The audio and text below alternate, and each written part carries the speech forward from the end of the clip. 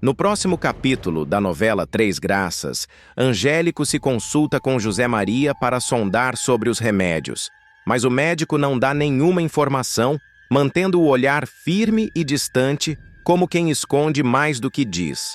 Ele percebe a resistência e decide não insistir, mas sai dali com a pulga atrás da orelha. Algo naquele consultório o deixou desconfortável demais para ignorar. Bagdá se sente pressionado por Jorginho a liberar Raul para andar livre na chacrinha. O chefe do morro até tenta manter a pose de durão, mas fica claro que o ultimato do ex-criminoso mexeu com ele. E quando Joely reage com hostilidade à boa intenção de Jorginho em livrar Raul das ameaças de Bagdá, o clima azeda de vez. A jovem, ainda desconfiada das mudanças repentinas do pai, diz que não quer favor nenhum vindo dele. Antes de continuar, clique no botão de gostei, se inscreva no canal e comente de qual cidade você assiste a novela. Enquanto isso, Leonardo aborda Viviane e os dois conversam, num diálogo carregado de hesitação e cumplicidade inesperada. Zenilda, observando de longe, se preocupa com Leonardo ao notar o filho atormentado, dividido entre segredos que não sabe mais como carregar e sentimentos que não entende totalmente. Cláudia comenta com Diniz que voltará quando chegar a hora de desmascarar Ferete e Arminda.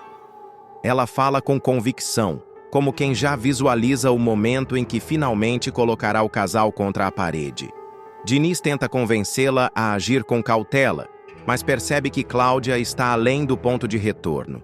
João Rubens anota o nome de Ferete como um possível comprador da estátua As Três Graças, sem imaginar o tamanho da encrenca em que está prestes a se meter.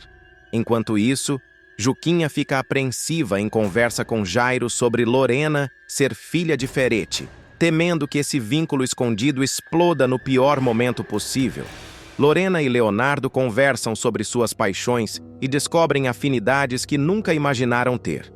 E quando Lorena faz questão de conhecer Viviane, que estranha as boas intenções da irmã de Leonardo, sem saber se está diante de uma aliada ou de mais um problema chegando para desequilibrar tudo outra vez. Zenilda larga a vida doméstica, peita Ferete e exige posto de poder na fundação.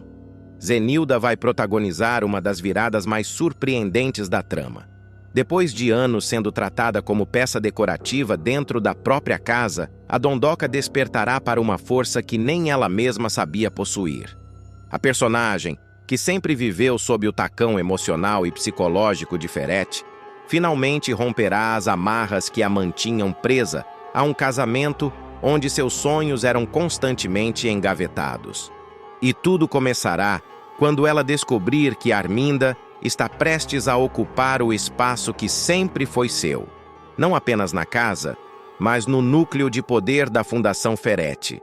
A humilhação será o estopim. Zenilda, já fragilizada pelos comentários maldosos e pela postura venenosa de Arminda, será pega de surpresa ao saber que a Dona Cobra terá uma sala exclusiva, com status equivalente ao de uma co-diretora da Fundação. A notícia cairá como uma bomba silenciosa em seu peito, abrindo feridas antigas e revelando de maneira brutal o quanto ela havia se apagado ao longo dos anos. Aos poucos, flashbacks emocionais tomarão conta da sequência. Zenilda lembrará de quando estudava direito e sonhava em atuar como advogada. Recordará as promessas de Ferete, pedindo que ela deixasse tudo isso por um tempo, alegando que a família precisava dela presente. Revisitará cenas de pequenas manipulações diárias, juras de amor condicionadas ao silêncio dela, ao comportamento exemplar, ao sorriso mesmo quando machucada. Esses pequenos pedaços de memória se juntarão, finalmente dando forma à verdade. Zenilda não apenas tinha aberto mão da carreira, ela tinha aberto mão de si mesma. E é nesse momento de clareza brutal que o destino dela muda. No episódio que marcará essa guinada, Zenilda encontrará Arminda na fundação. A rival, com seu veneno habitual, fará questão de jogar na cara dela a nova realidade. Você devia descansar, Zê. Esse ambiente exige competência, exige alguém que saiba como tudo funciona. Mas claro, você pode continuar passando por aqui quando quiser. A casa sempre será o seu lugar. O sorriso falso de Arminda será o golpe final.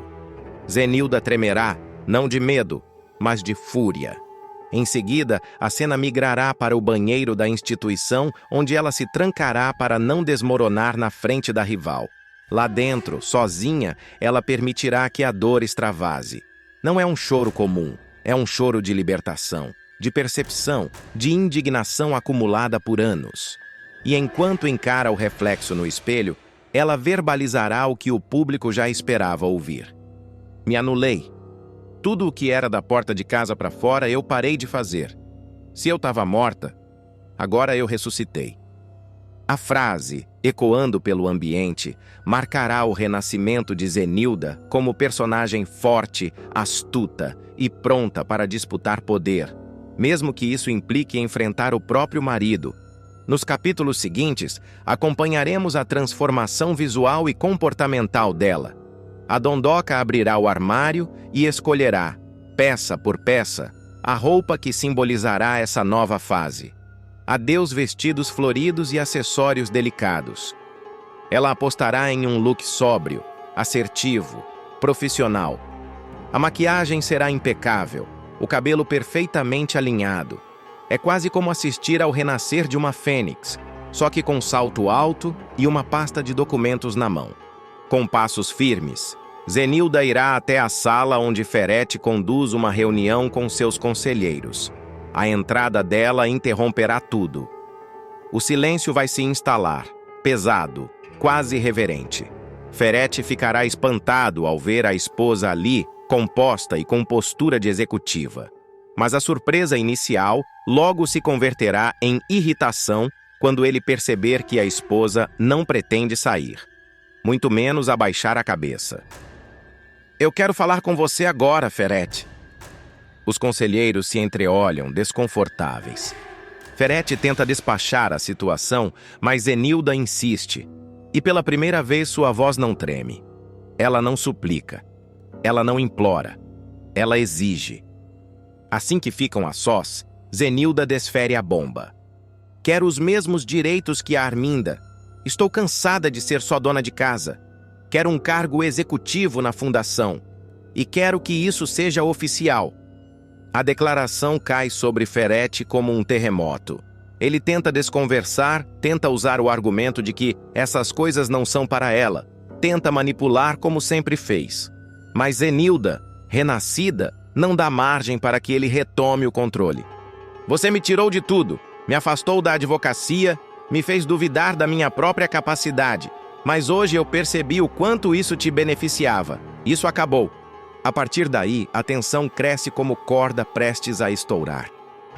Ferete, acuado, percebe que perdeu o domínio emocional sobre a esposa. E isso, para alguém que vive de poder e aparência, é devastador. Ele tenta usar Arminda como escudo, dizendo que ela tem habilidades específicas para o cargo. Mas Zenilda rebate com precisão cirúrgica, revelando conhecimentos que ele achava que ela não tinha.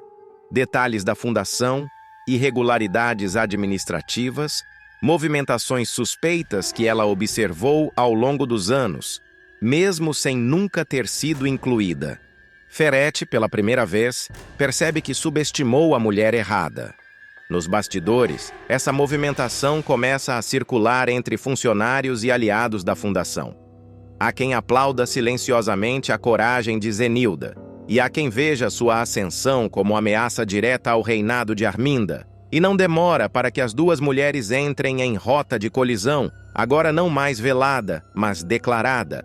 Zenilda, antes dócil e apagada, surgirá afiada, estratégica e com discursos que deixam claro que ela pretende ocupar espaço, não por concessão, mas por direito. E quanto mais tenta calá-la, mais forte ela se torna. Nos próximos capítulos, veremos Zenilda estudando documentos, analisando contratos, conversando com advogados antigos, resgatando contatos da época da faculdade. Zenilda sairá da sala de Ferete com a sensação de que algo finalmente se realinhou dentro dela. Não porque o marido concordou, pelo contrário, ele ficou paralisado entre o choque e a raiva, mas porque, pela primeira vez em anos, ela falou com a própria voz, uma voz que não pedia licença, uma voz que exigia respeito, uma voz que Arminda, ao cruzar com ela no corredor, reconhecerá de imediato como ameaça. A rival, sempre com aquele sorriso venenoso de quem acredita que já venceu, tentará fazer a habitual provocação. Que isso, Zê? Tá toda produzida! Veio a passeio? Mas Zenilda não permitirá sequer a conclusão da frase. Vim buscar o que é meu. A resposta curta e afiada faz Arminda perder o ar por um segundo. Ela sabe que essa postura não nasceu do nada e vai entender, finalmente, que subestimou a pessoa errada. Ela passará noites revisando arquivos antigos, relatórios, atas de reuniões da época em que ainda frequentava eventos jurídicos ao lado do marido.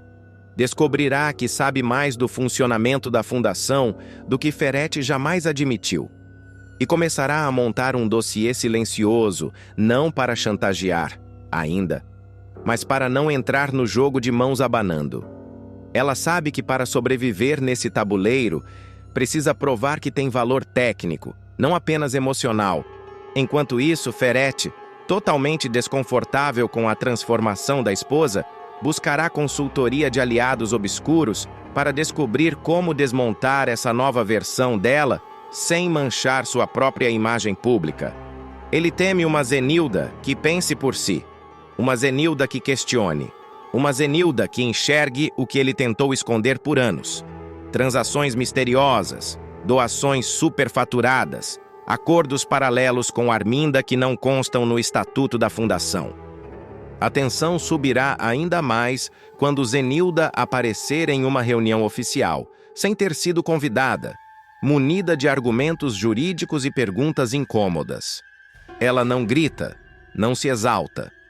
Apenas expõe incoerências que deixam a mesa inteira desconfortável.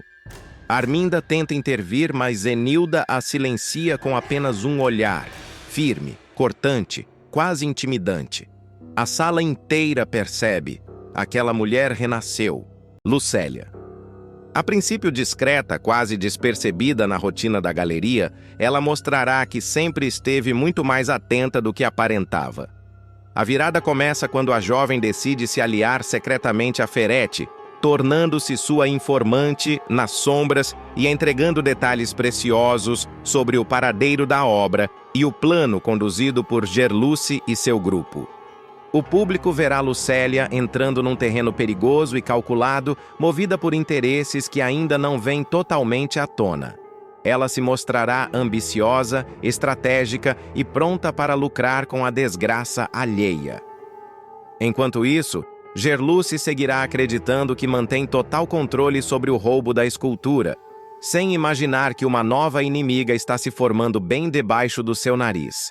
Alguém que conhece os pontos fracos de todos e que observa tudo como uma predadora silenciosa. Os próximos capítulos mostrarão Ferretti dividido entre seu desespero para recuperar a estátua e a crescente intriga sobre o tal informante misterioso. Ele confessará para Arminda que está recebendo mensagens anônimas carregadas de ameaças veladas. O remetente exige mais um Pix para liberar novas informações sobre a obra desaparecida. Arminda, que já não confia em ninguém desde a suspeita de traição envolvendo Raul, reagirá com grande desconfiança. A empresária tentará arrancar detalhes do vilão, mas Ferretti guardará o jogo, temendo que até ela possa estar envolvida. Enquanto isso, Lucélia caminhará pela galeria com a serenidade de quem finge não saber de nada, mas ouvirá certas conversas como quem coleciona munição. Tudo mudará quando Júnior, movido pela própria ganância, oferecer a estátua para Feliciano, dono do antiquário, sem saber que estava abrindo a porta perfeita para Lucélia. O galerista comentará sobre o interesse repentino na peça com Casper, e as conversas serão captadas exatamente por ela, que ligará os pontos com uma velocidade impressionante. A jovem, percebendo o tamanho da oportunidade, enviará para Ferretti sua primeira pista. Procure um tal de Feliciano. A frase curta, quase casual, cairá como dinamite nas mãos do vilão. Mesmo desconfiado, ele fará a transferência, acreditando que apenas assim conseguirá se aproximar da verdade. Minutos depois, a novela revelará o rosto por trás da conta bancária. Lucélia, sorrindo discretamente ao ouvir o aviso de pagamento no celular. Ela guardará o aparelho rápido, recompondo a expressão diante de Casper e João Rubens para evitar qualquer suspeita. A tensão crescerá quando Ferretti receber uma nova mensagem da informante. Uma foto de Feliciano ao lado de Casper e João Rubens dentro da própria galeria. O empresário estudará a imagem como se fosse um mapa secreto. E então virá a dedução que moverá os próximos passos da trama. Meu delator frequenta a galeria. Essa certeza abrirá uma trilha perigosa. Ferretti aparecerá na porta da galeria no capítulo seguinte, com aquele sorriso gélido de quem veio para extrair respostas. Ele confrontará Feliciano, que tentará manter uma postura neutra, mas acabará admitindo que viu a escultura e que, segundo ele, tratava-se de uma réplica sem valor, pois não encontrou a assinatura do artista original. Ferretti não acreditará na justificativa, mas guardará a informação. Paralelamente, Casper se incomodará profundamente com esse detalhe. O galerista, que enxerga a arte como outros enxergam almas, ficará obcecado pela tal estátua falsa. Ele sentirá que há algo errado, algo que ninguém percebeu ainda. E a partir daí começará a buscar a peça de um jeito quase intuitivo, como se estivesse farejando uma verdade oculta. Enquanto isso, Lucélia seguirá jogando nos dois lados. Ela fingirá preocupação com o clima tenso na galeria. Perguntará a João Rubens se acha que alguém está tentando enganá-los e até insinuará que Ferretti pode estar armando alguma coisa. Mas por trás do olhar suave, seu foco estará apenas no próximo pagamento. A jovem saberá exatamente quando soltar uma nova informação e quando recuar para não levantar suspeitas. Nos capítulos seguintes, veremos Lucélia percorrendo corredores, ouvindo portas entreabertas, anotando mentalmente cada movimento de Júnior, cada boato vindo da chacrinha e cada hesitação de Feliciano.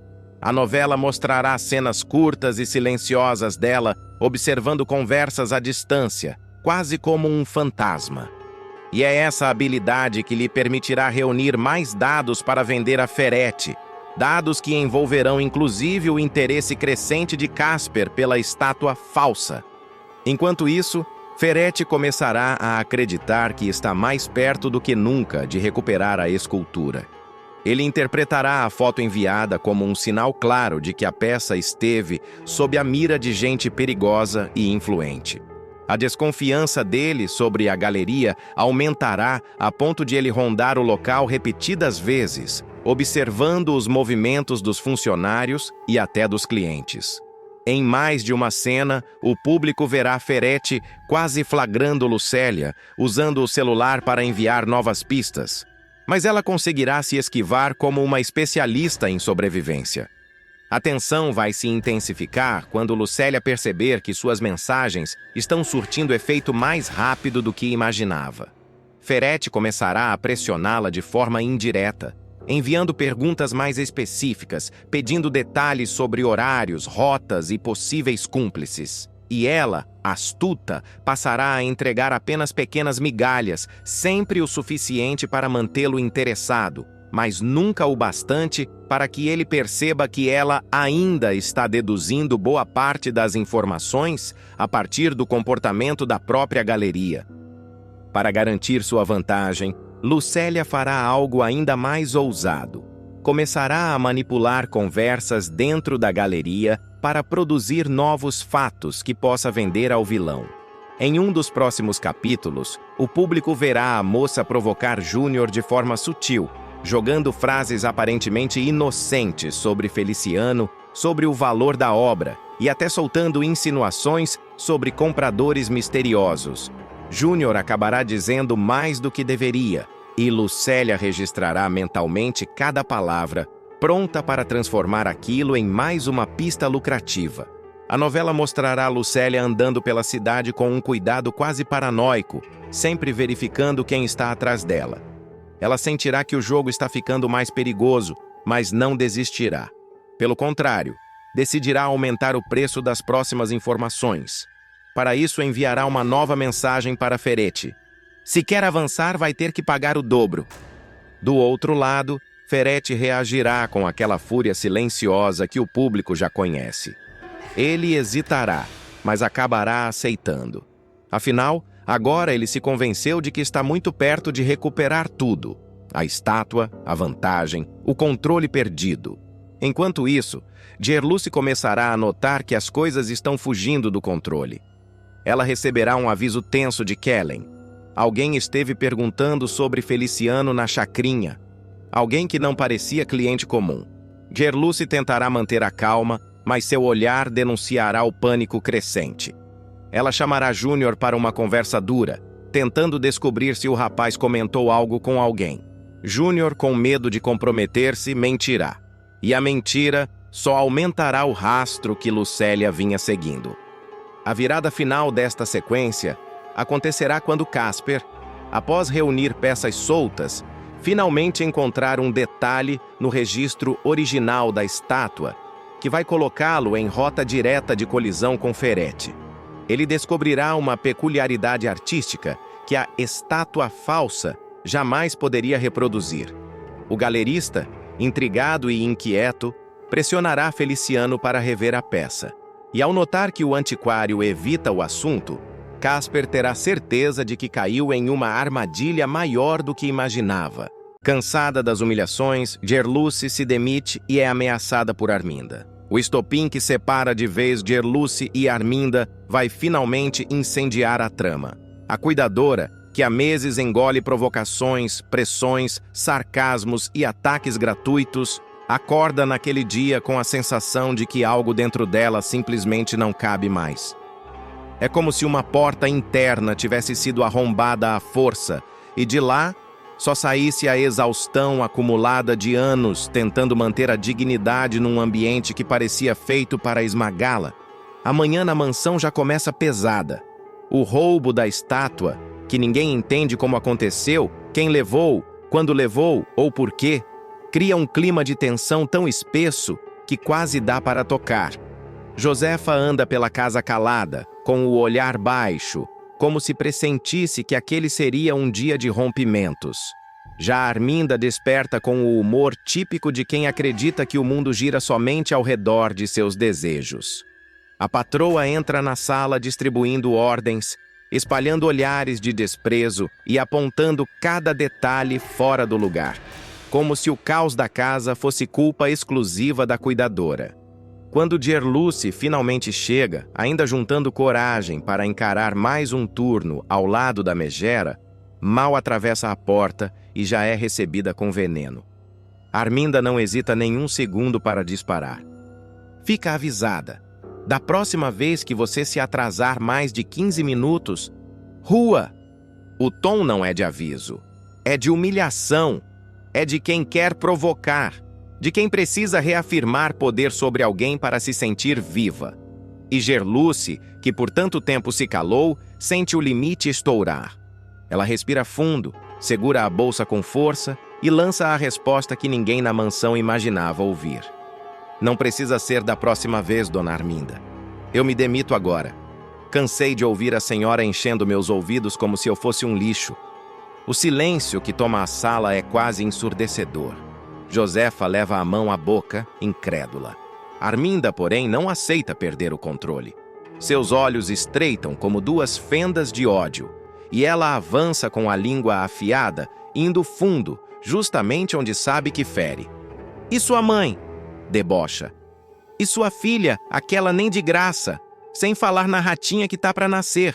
A sua neta vai ser a desgraça completa. As 4 vão passar fome? É cruel, é baixo, é típico dela. Mas dessa vez, Gerluce não cede, não baixa a cabeça, não tenta contornar a situação para evitar mais sofrimento.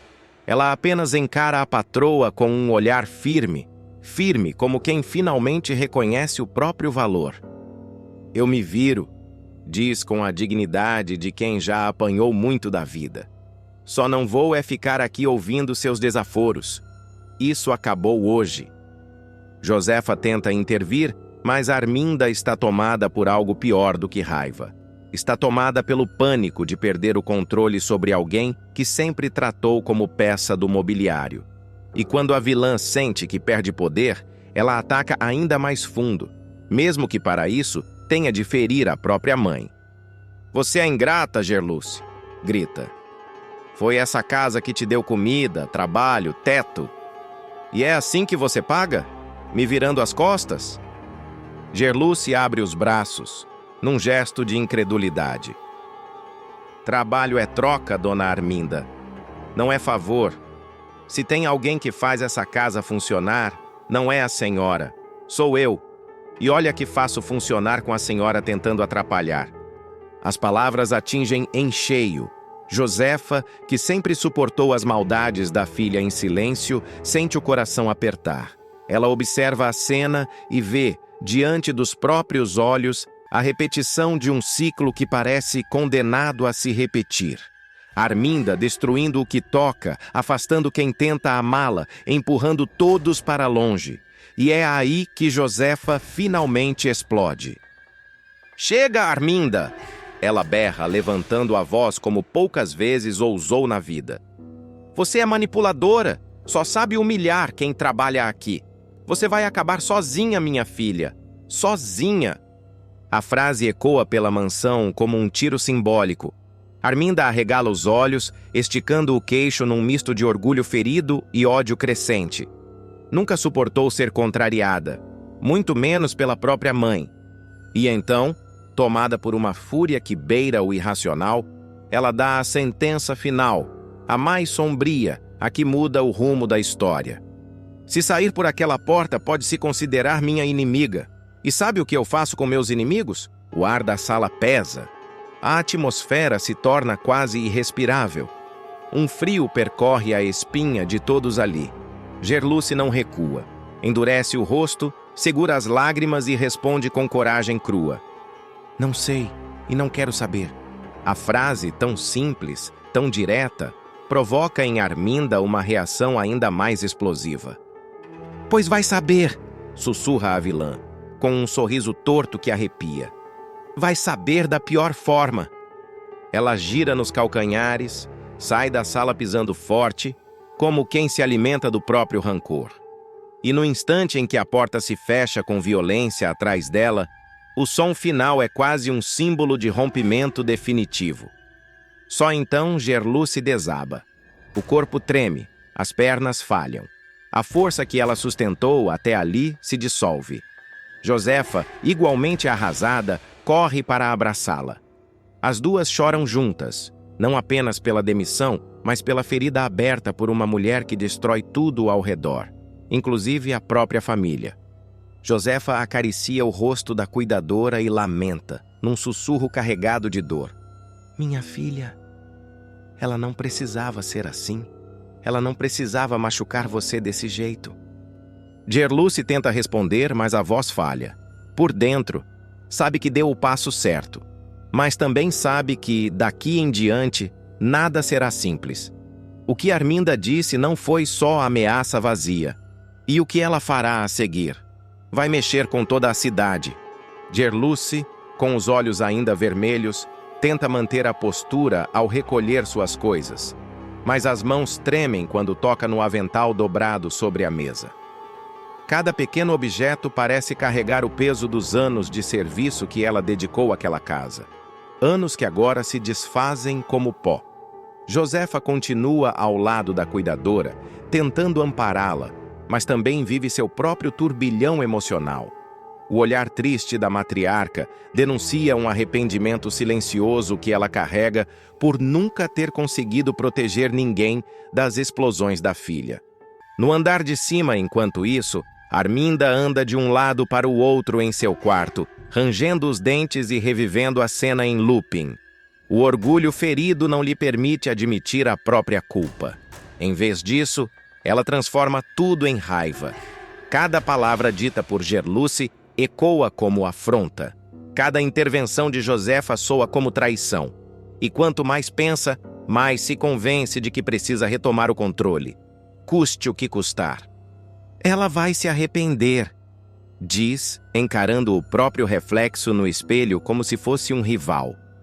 A partir daí, sua mente já começa a arquitetar movimentos futuros, ligações que ainda fará, coisas que ainda dirá, pessoas que poderá influenciar. Arminda não mede consequências quando se sente ameaçada, e dessa vez, a ferida em seu ego parece mais profunda do que nunca. Quando Gerluce caminha em direção à porta principal, Josefa vai atrás, dizendo que precisa ao menos acompanhá-la até o portão. O gesto irrita ainda mais Arminda, que observa tudo do topo da escada com os olhos faiscando. "Mamãe!" grita a vilã com a voz cortante. "Se sair para acompanhar essa mulher, não precisa voltar." Josefa para, sem olhar para trás. A frase da filha atinge fundo, mas não a paralisa. Depois de anos engolindo dores silenciosas, a matriarca simplesmente ergue o queixo e continua caminhando, como se finalmente tivesse encontrado a própria coragem. É esse gesto que faz Arminda empalidecer. Não por arrependimento, mas por perceber que sua dominância sobre a mãe está ruindo. Do lado de fora, ao atravessar o portão, Gerluce inspira o ar fresco como se estivesse respirando liberdade pela primeira vez em muito tempo. Mas a sensação dura pouco. A lembrança das palavras de Arminda ainda ecoa como um veneno. "Você vai saber da pior forma." Josefa retorna para a mansão com passos lentos, já se preparando para enfrentar a filha. Gerluce segue pela rua, com a cabeça fervilhando e o coração acelerado. O caminho parece mais longo do que nunca, como se cada esquina guardasse uma dúvida nova. O reencontro entre Rogério e Arminda vai pegar todo mundo completamente de surpresa, daqueles momentos que derrubam o silêncio na novela e fazem até quem está do outro lado da tela prender a respiração. A cena começa de maneira quase banal. Arminda chega em casa exausta, ainda tentando decifrar os conflitos da fundação e as sombras recentes que rondam seu nome, quando percebe uma figura parada à porta da sala. Por um segundo ela perde o ar. O corpo trava. O coração dispara. Aquilo não faz sentido. O homem ali parado, sereno como se tivesse acabado de sair para comprar pão, é seu marido. Rogério, porém, surge com um olhar calmo, quase melancólico, como se tivesse ensaiado aquela aparição por muito tempo. "Arminda", ele diz, pousando a voz como quem pede permissão para existir novamente na vida dela. Ela recua 2 passos, segura no encosto do sofá e tenta confirmar se seus olhos não estão criando uma miragem cruel. Mas não é alucinação, não é sonho, não é delírio. Rogério está ali, vivo, respirando, mudado. Segundo Rogério, logo após o acidente, um pescador o encontrou à deriva, desacordado, flutuando em meio aos destroços. O homem, achando que resgatava um cadáver, aproximou-se e percebeu que o náufrago ainda respirava, fraco, mas vivo. Levou-o para casa, cuidou dele durante semanas e o manteve protegido, acreditando que estava salvando alguém em risco.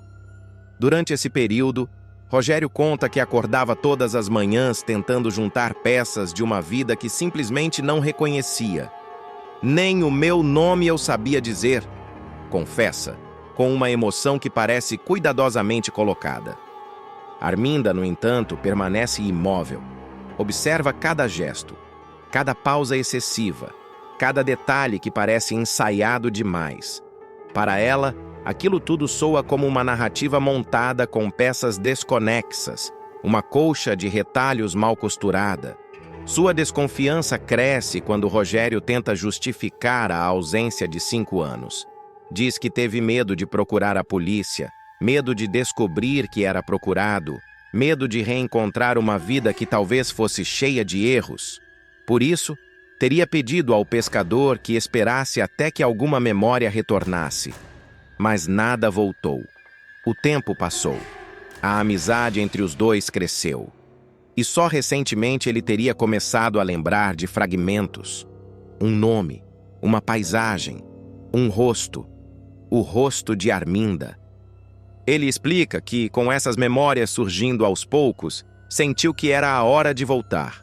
Voltar para ela. Voltar para a família. Voltar para a fundação, inclusive. Rogério pressiona com suavidade. Quer reassumir seu cargo, quer entender o que aconteceu nos últimos 5 anos, quer recuperar sua vida interrompida. E afirma que, quando tudo estiver mais calmo, fará questão de apresentar o pescador que o salvou. Um homem simples, reservado, que preferiu não aparecer até agora. Mas Arminda trava. Para ela, algo não fecha. Como alguém desaparece por meia década sem deixar rastro? Como sobrevive ao próprio funeral e simplesmente espera que a memória volte, sem ao menos tentar verificar sua identidade? Como, depois de tudo, retorna com tamanha naturalidade, sem demonstrar culpa, angústia ou a mínima urgência de reencontrar a mulher que amava?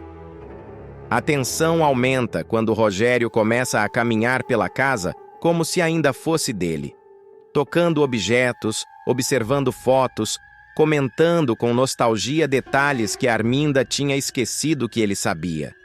É como se ele estivesse tentando recuperar o território perdido, como se reivindicasse um lugar que já não lhe pertence. Arminda sente o ar pesar. Seu corpo responde com uma mistura de medo e indignação. Ele fala com delicadeza, mas sua presença invade tudo. E é aí que o público percebe. Há algo diferente em Rogério. Um olhar que não existia antes. Um jeito de se mover que não combina com o homem que um dia comandou a fundação com pulso firme. Ele demonstra fragilidade, mas também controle. Vulnerabilidade, mas também estratégia. E a pergunta inevitável toma forma. Rogério voltou do inferno ou trouxe o inferno com ele? O impacto desse retorno começa a se espalhar pela trama como pólvora. O reencontro abre rachaduras silenciosas. Rachaduras que ainda ninguém vê, mas que ameaçam explodir a qualquer momento. Arminda tenta manter a postura, mas seu olhar denuncia o turbilhão. Ela se pergunta quantas verdades Rogério está escondendo. Ela se pergunta se a história dele tem buracos porque a memória falhou, ou porque ele quer que esses buracos existam. E enquanto isso, o público percebe algo que Arminda ainda não viu. Rogério observa tudo ao redor com olhos clínicos, como se estivesse mapeando a casa, reconhecendo o território, testando limites. A serenidade dele esconde um mistério ainda maior.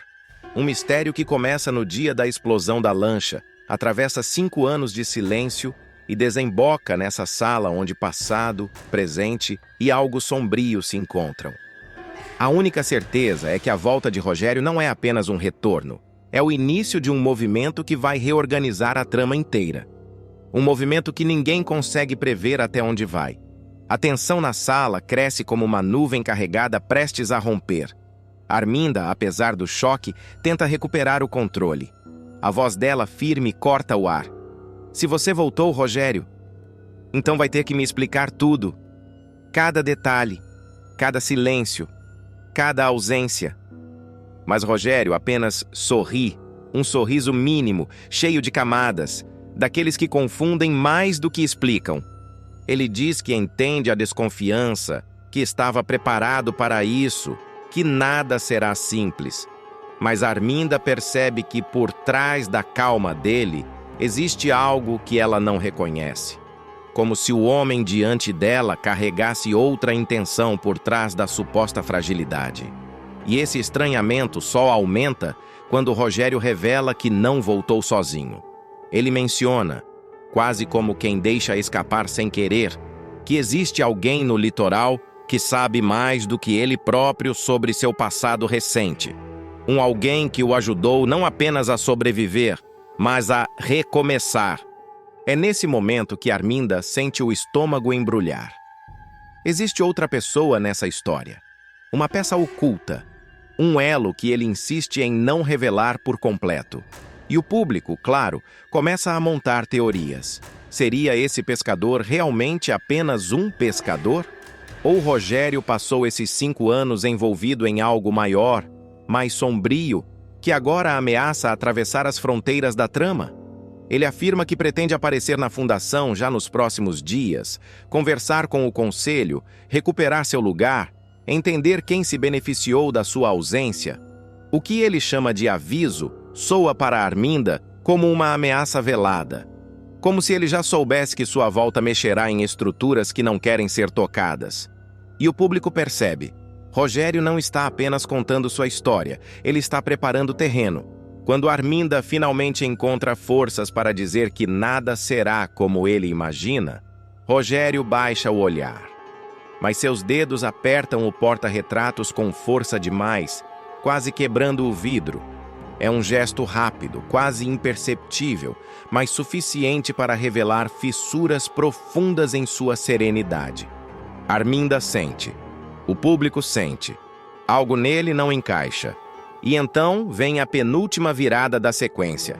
Rogério afirma que não tem certeza se a explosão da lancha foi um acidente. Diz que, pouco antes de recuperar a consciência pela primeira vez, teve flashes de alguém chamando seu nome e uma sensação de perigo iminente, como se tivesse sido encurralado. Ele ainda não sabe quem estava perto. Ainda não sabe por que o alcançaram, mas sente que, seja quem for, não esperava que ele voltasse vivo. A revelação atinge Arminda como um raio.